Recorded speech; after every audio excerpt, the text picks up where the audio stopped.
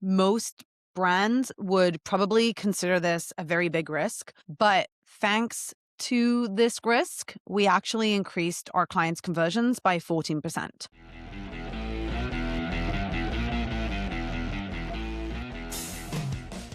Welcome back to another Heart Before Call episode. Today, I'm breaking down an A/B test that we recently ran for one of our clients.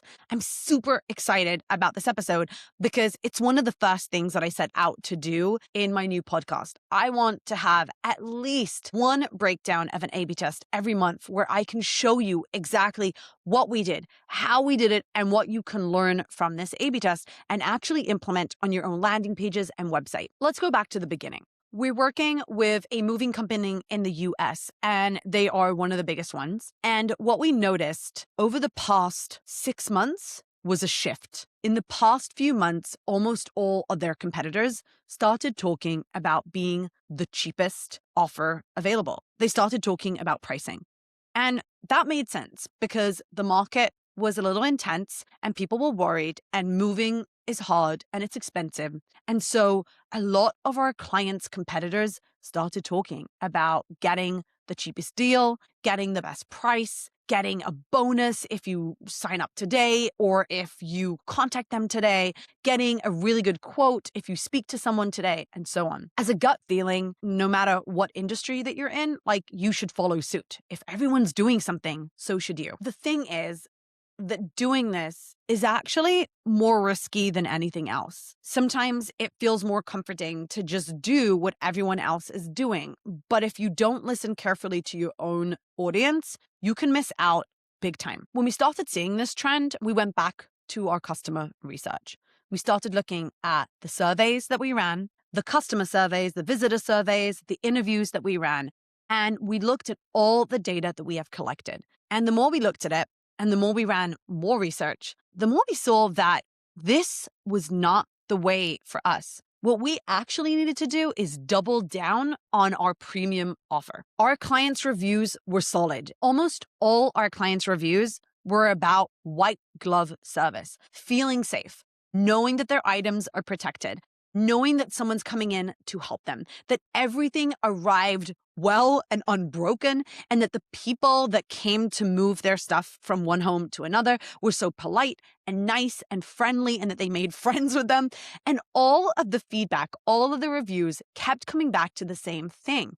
People didn't want cheap. Of course they cared about the pricing, but what they really cared about is knowing that all their precious thing, all their stuff, all their furniture was in safe hands, and that they could trust this company, that there was someone behind it, that there were people they could call, that at the end of the day, when they sat in their new apartment or home, they would know that everything had arrived safely. So we actually doubled down on that message against everything that was going on with the competitors. We went all in. It's not that we didn't talk about cost. Of course we did. But our headline was a premium moving experience from start to finish. Full value protection for your items. We cover all states. There's 24/7 customer support to solve any challenge. Full service or do-it-yourself fragile item and total packing services. We mentioned the fact that they could do it themselves, or they could get the total package service where someone would come and pack everything and all their fragile items and take them for them.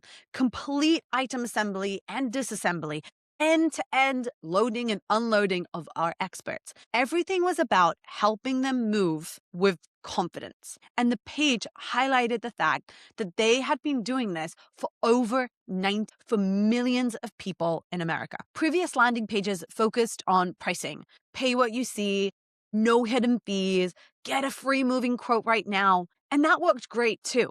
It really did. But in addition to that, they wanted to know that they can trust someone. Actually creating this landing page and testing it led to a 14% increase in conversions for our client.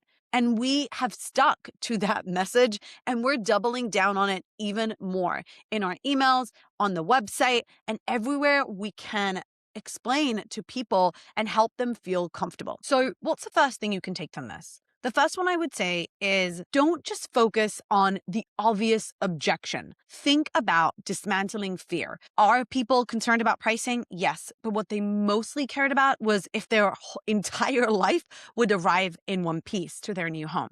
When you're thinking about writing new copy, you have to start thinking beyond the first objection and really focus on what people care about most and are trying to achieve. There are objections and then there are desired outcomes or even fears that people have that are rooted in much bigger things than just the first thing that comes to mind, like price or features or integration. So one thing you can do is comb through all the reviews that you're getting or your competitors and ask yourself, what is the biggest concern people have before using a solution like yours or hiring you or actually buying something from someone like you? Not just the first immediate things that come to mind, but what is the real concern, the emotional fear that someone has? The other thing I would learn from this experiment is that standing out in a crowded market doesn't necessarily mean being louder and screaming. It actually means understanding your customers more,